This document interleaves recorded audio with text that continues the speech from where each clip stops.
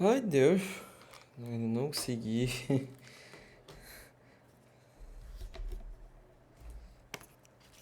Eu ainda não consegui absorver esse filme. É... Assisti quando? Assisti sábado. Assisti sábado esse filme. Já fazem quase 7 dias que eu já assisti esse filme e ainda não absorvi. Não absorvi esse filme. Que filme bom, que filme bom. Tava com muito medo de fazer esse vídeo e muito no calor da emoção, só que essa é a questão. Passou esse tempo todinho, eu ainda tô fascinado pelo filme, ainda tô apaixonado pelo filme. E detalhe, eu odiei o primeiro filme. Mas enfim, olá, sou o Cláudio Fernando e hoje eu quero falar sobre Duna Parte 2. É um filme que eu não tava esperando nada. Sabe o que é nada? Nada. E quando eu vi esse segundo filme, bem, paguei minha língua. Não só a questão de atuação, roteiro, a própria história. Eu estou ansioso para ler o livro, eu quero ler os livros. Eu tenho talento para leitura? Não, não tenho, mas essa questão eu quero muito ler, entende? Porque a história que mostrou aqui fez eu querer mais, eu quero ver mais do Paul Atreides, de Arrax, de tudo que tem nessa história, o Vermizão, tudo que tiver por direito eu quero ver de novo. Então, senta aí, se acomoda e seja bem-vindo a mais um vídeo. Bem, esse vídeo vai ser bem mais tranquilo comparado a outros vídeos que geralmente eu tento analisar questão de fotografia, trilha sonora, atuação, entre outras coisas. É um vídeo muito mais direto sobre minha experiência e o que eu senti assistindo Duna. Então eu quero falar um pouquinho sobre o que eu achei do primeiro filme, o que eu achei desse segundo filme, principalmente as partes que eu mais gostei, o que eu não gostei, e falar se realmente vale a pena vocês assistirem. Mas bem, para quem não lembra ou não quer saber, a primeira parte, para quem não sabe, é bem simples. Duna é um filme, né? Na verdade é uma história muito antiga. Então, uma coisa de 50, 60 anos atrás, ela inspirou Star Wars, inspirou Game of Thrones. Então, você já sente o peso que Duna vem trazendo aqui para esse universo cinematográfico. Mas o que eu poderia dizer da primeira história é bem de forma sucinta. Então, eu já poderia dizer aqui que esse vídeo vai ser completo de spoilers, principalmente até porque eu vou falar da parte 1 com spoilers, para depois adentrar na parte 2. Então, fique avisado. Bem, minha gente, na parte 1 é bem simples. Existem casas que disputam reinos, né? No caso, um reino, né? E a gente tem os Duque, né? O Duque de Arrax, né? A família Atreides, que é justamente aqui que a gente vai acompanhar o Paul Atreides, que é feito pelo Timothée Chalamet. Mas o Timothée. E aí eu queria falar um pouquinho sobre justamente essa família dele no primeiro filme, que é uma família de renome, é a família que governa aquele mundo lá de Arrax. Existe um povo que vive no deserto, que vocês sempre ficaram se perguntando, eu acho que eu mesmo me perguntava, quem é a galera que fica no deserto e por que aquele vermizão está ali. Aquela galera é justamente a classe mais baixa, a galera que não tem estrutura financeira para tipo, ter condições de sobreviver e depender da água, que a água é um ponto muito específico aqui nessa obra. Então existe também as especiarias, que são um certo material, um minério que existe naquele deserto, que ele influencia toda a questão da riqueza entre as casas ali presentes. Então, só para dar um resumo para vocês, como eu falei anteriormente, existem casas de reinos ali, os Atreides são os que têm mais destaque. Existe um povo que vive no deserto junto com aquele vermizão, que são os Fremen. Eles dependem da própria água do corpo, por isso que eles usam aquele negócio no nariz, eles têm os olhos azuis, enfim, que depois eu vou adentrar com mais detalhes. E existem as outras casas e tal, coisa assim, disputa de poder. Existem as especiarias, que é o minério, e o próprio verme ele tá ali naquela terra, que ele mora ali naquele deserto. Então, isso dificulta o pessoal a capturar as especiarias, como também tem medo do próprio povo que vive ali. Então, a gente acompanha um pouquinho dessa história do primeiro filme a partir dos Atreides, que justamente sofre um golpe de estado ali, existe um traidor que por causa da sua família que poderia ser morta, ele acaba falando e facilitando a entrada dos outros invasores. Os Arrakis são dizimados, só sobra o Paul e a sua mãe. Então eles correm para o deserto para buscar sobrevivência e chegando lá, eles acabam sendo abrigados pelos Fremen, que é justamente aquele povo de olhos azuis que não tem condição nenhuma de sobrevivência, eles dependem muito dos recursos ali do próprio deserto. Então é basicamente isso. O Paul, para tentar ter um pouco de espaço ali dos frames, ele acaba lutando contra um cara chamado James. Então o Paul acaba ganhando desse James e ele acaba tendo seu espaço ali junto com sua mãe nos frames. Então acaba o primeiro filme basicamente dessa forma. E aqui no parte 2 a gente já vai acompanhando toda a questão do Paul e sua mãe se desenvolvendo nesse povo. Ninguém confia muito nele, até porque ele é um cara que tem bastante influência, né? Ele era da nobreza praticamente, então é um cara que ninguém dá nada por ele, mas ele quer conquistar o espaço ali, até porque ele conseguiu seu espaço através do duelo ali contra o Jaime. Então isso facilitou, ele tá ali naquele povo, ele tenta aos poucos conquistar a galera, principalmente com a Shani, que é o personagem da Zendaya, Então ele vai conquistando cada vez mais o povo, tentando aprender um pouco mais da cultura e acaba dando certo. Eu acho interessante isso aqui, que eu, como eu falei anteriormente, o Duna 1 não me conquistou nem um pouco em relação ao próprio Paul. A atuação do Timothy não chamou a minha atenção. Eu achava ele sem carisma, não sentia imponência dele, ou tudo que ele fazia pra mim era vazio. Se o personagem morresse no primeiro filme, eu não sentiria nada, sabe? Mas aqui aí tem um tempo para desenvolver o personagem, tem tempo dele se apegar ali ao povo e mostrar o valor dele. Então eu achei isso interessante até demais. A gente também tem um personagem do Stilgar, que é um cara que é bastante influente ali entre os Fremen, era um dos líderes ali. Ele é feito pelo Jaime Bardem. Então a gente vai acompanhar a admiração dele, porque tem uma profecia de um salvador que vai salvar os Fremen e trazer o Fremen de volta, né, ali, ter o seu direito ali naquela civilização. E ele vai ver nesse muito esse profeta ali do próprio Paul Atreides. Então a gente vai acompanhando toda essa desenvoltura.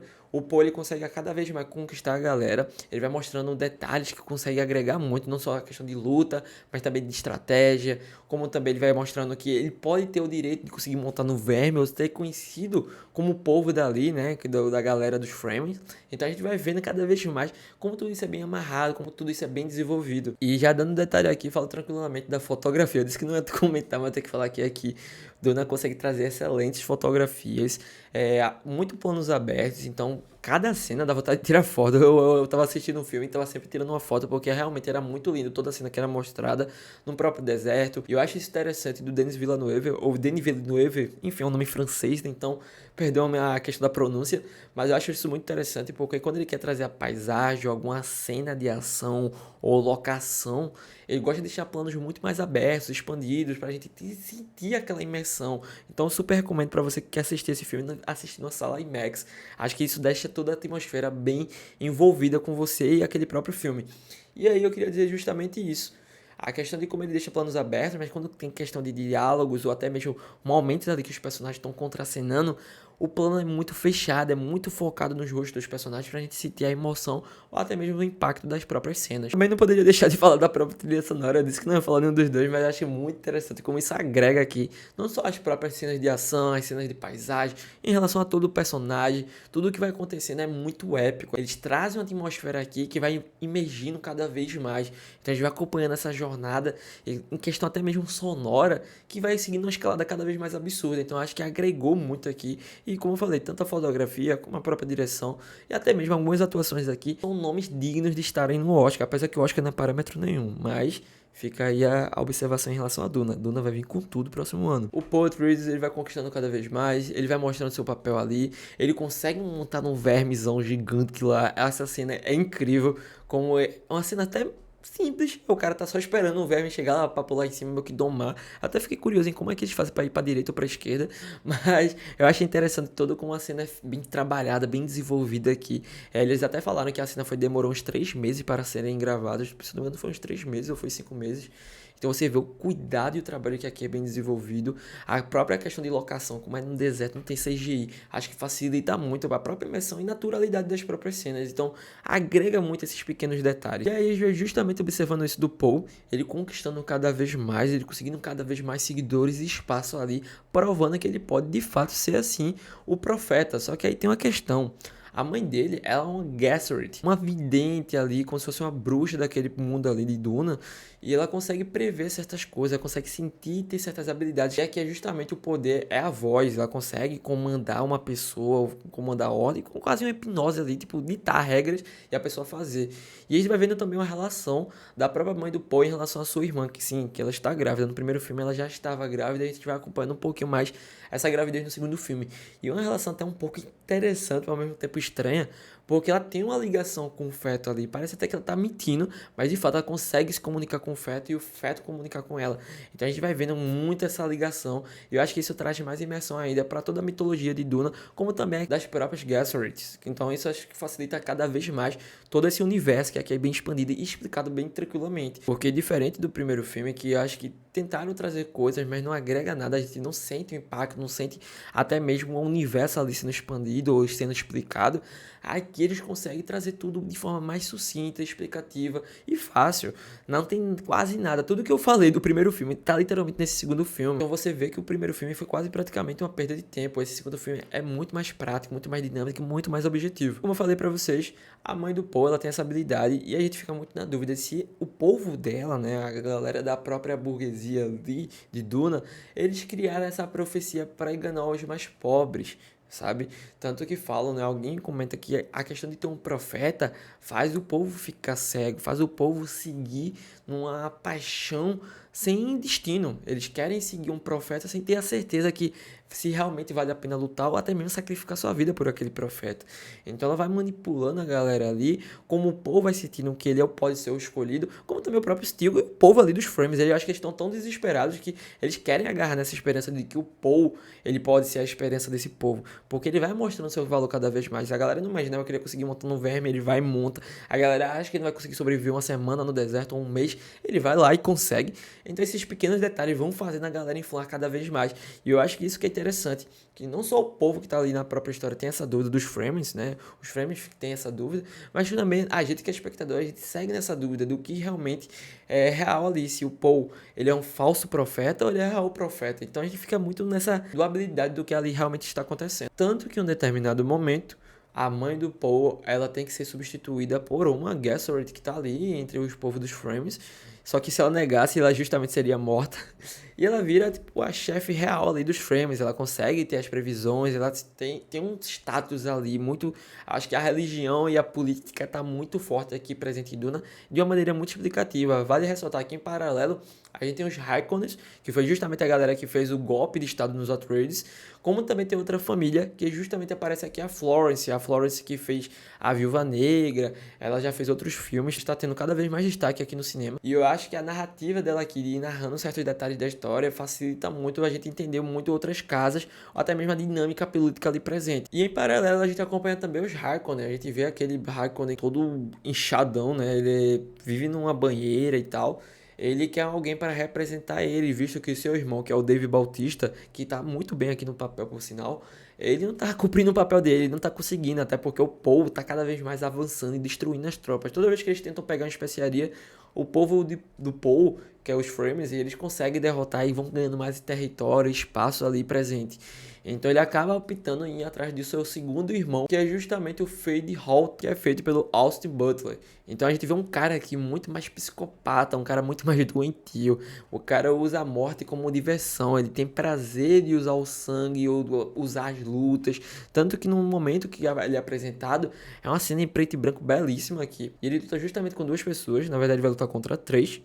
Só que uma terceira é justamente o traidor do primeiro filme que eu falei pra vocês, que ele acabou atraindo a família Atreides justamente pra proteger sua família, mas não adiantou de nada.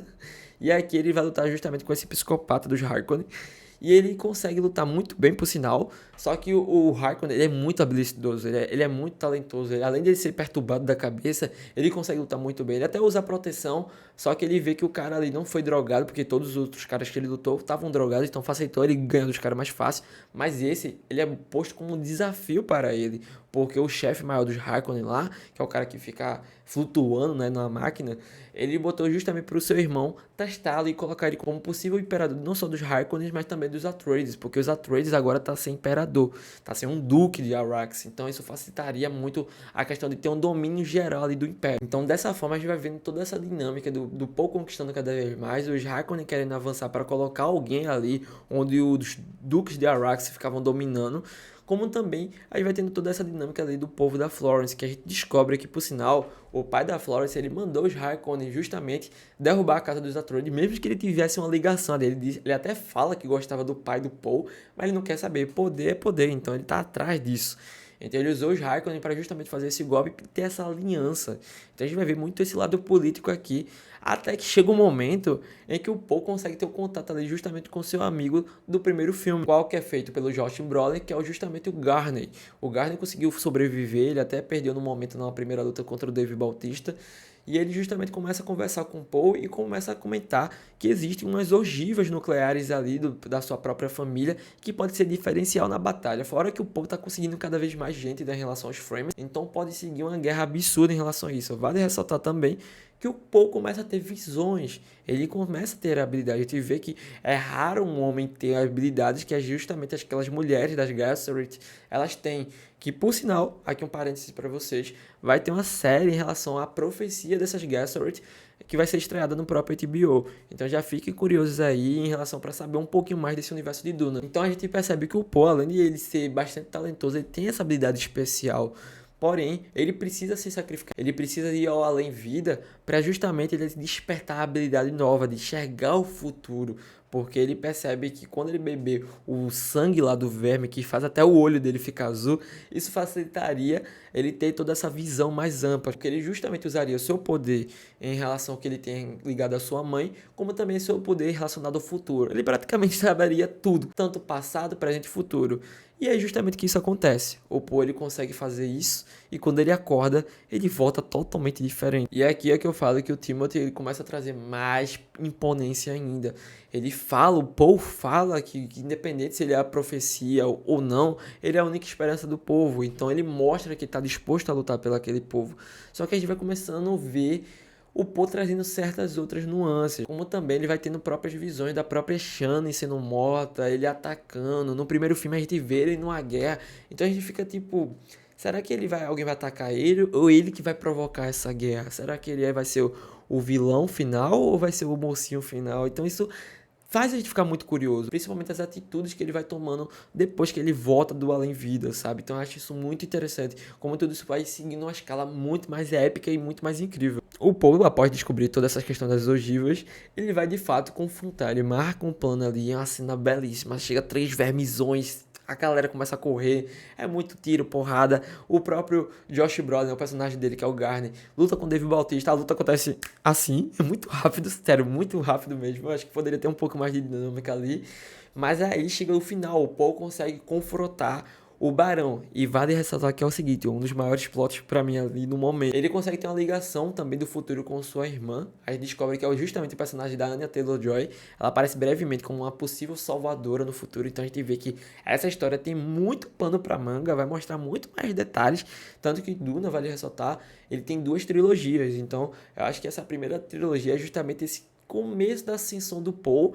E os outros 3 livros, que é da outra trilogia, espero que seja também da ascensão e não da queda. Eu sinto cada vez mais que o Paul vai se tornar um grande vilão, vibe Darth Vader. A gente vai vendo que o Paul vai tendo essas visões, mas ainda assim ele quer seguir com aquele futuro, porque agora não tem mais volta. Ele tá disposto a encarar e voltar a ser o Duque de Arrax. Então ele chega lá para confrontar os Harkonnen, ele chega lá para confrontar o povo da Florence, né, o pai, né, que foi o arquiteto disso tudo.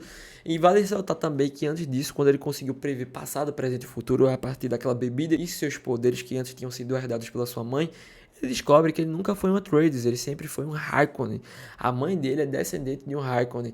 Então a gente já começa a ver que o Paul, ele tem esse lado talvez de vilanesco, vem justamente desse povo podre do que são os Harkonnen. Até porque o seu pai era um pacifista, então a gente vai vendo também essa dualidade em relação à sua mãe, que tem uma vibe vilanesca. E isso também vai sendo decorrido pelo próprio Paul quando tá nessa atitude. Então ele chega lá para confrontar os Harkonnen, ele mata o Harkonnen lá, o fortão lá, o que fica flutuando, e depois ele começa a ameaçar o velho para um duelo, porque ele quer tomar seu trono por direito. Então chega um breve momento ali que o velho diz que não pode lutar, até porque o velho está acabado, e bota um representante que é justamente o personagem do Austin Butler. E aqui, meus amigos, que luta épica. É um silêncio absurdo, a silhueta dos dois, o pôr do sol atrás, é incrível, sabe? Como eu falei, a gente tem uma escala de épico muito maior a cada vez mais que em cada cena que vai aqui sendo passada. Os vermes atacando, a galera atirando, as lutas de espada ou de faca são incríveis. Só que esse momento aqui entre o Paul e o personagem do Austin Butler lutando é de pura frenesia, sabe? Os dois estão ali parados, encarando um ao outro, só tem uma faca na mão e os dois começam a lutar de forma frenética, um silêncio, não tem trilha sonora, não tem nada, não tem nenhuma reação de ninguém e todo mundo observando, sério, minha respiração foi embora, tipo, eu fiquei realmente assustado do que poderia acontecer. O Paul leva uma facada, o cara leva uma facada também, mas no final de tudo o Paul ele já tinha visto essa cena no futuro e eu acho que isso talvez deu uma vantagem para ele e ele ganha. Em seguida, ele chega no velho, pede a mão da filha do velho lá, que é a Florence, e até a própria Shani fica chocada, porque ela percebe que o Paul está sendo mudado, ele está se tornando outra pessoa. Não só em questão política, mas também em questão de caráter. Então a gente vai vendo o Paul se tornando outra pessoa. Como eu falei, antes ele não tinha nem pensamento de explodir as ogivas, agora ele tem esse pensamento, ele tinha esse receio, mas agora ele não pensa duas vezes. Tanto que falam que tá vindo outros reinos aí e ele tá nem aí, ele quer realmente confrontar. Então a gente tem aqui o paralelo do filme que o mesmo com o Paul conseguindo dominar seu lugar por direito, até porque tiraram isso dele, ele não quer ver mais ninguém como aliado, ele tá disposto que se ninguém respeitar ele, ele vai atacar todos, ele vai usar as bombas lá, mesmo que sacrifique inocentes ou não. Então a gente vai ver já uma nova postura do que pode ser mostrado. Então isso me deixou de forma assim frenética do que pode acontecer. Como eu falei pra vocês, eu preciso ler pra descobrir o que vai acontecer. Eu não quero esperar até 2026, 2027 pra saber o que vai acontecer com o Paul ou com toda a galera dos Frames, ou também pelo povo de Arrakis. Então, é um filme que me empolgou, trouxe esse épico pra mim muito grande, apesar de estar um pouco mais relaxado. Quando eu saí do filme, eu estava muito agoniado em relação a tudo que aconteceu. Mas aqui eu conseguiria dizer pra vocês que Duna Parte 2 tem minha nota 9, porque é um excelente filme em toda a sua execução.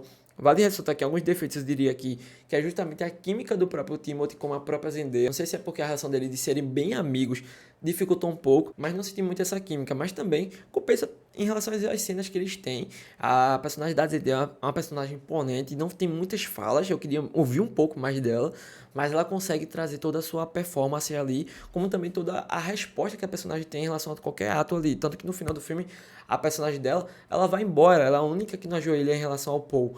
Então eu acho isso muito interessante, que é uma personagem que tem muito potencial. Galera, então super recomendo Duna pra vocês. Se vocês conhecem um pouco dos filmes que já tiveram anteriormente, dos livros, comente aqui embaixo se realmente vale a pena, se é tão complicado. Falam que é um pouco complicado os livros, mas eu tô muito disposto a entender um pouco mais desse universo, até porque tem tempo pra ler ainda. Então, super recomendo Duna Parte 2. Tenta assistir o primeiro, de verdade, faz esse esforcinho, porque vai valer muito a pena. Vai valer muito, muito, muito a pena. Então, se você gostou do vídeo, perdeu a agonia, a frenesia toda aqui em relação a tudo que eu tô falando, mas realmente achava necessário ter esse vídeo pra comentar minha emoção, tudo que eu senti aqui pra vocês. Se vocês gostaram, comenta aqui embaixo, curte, se inscreve. Se tem alguma outra indicação, comenta também. E até a próxima. Que filme, meu Deus, que filme.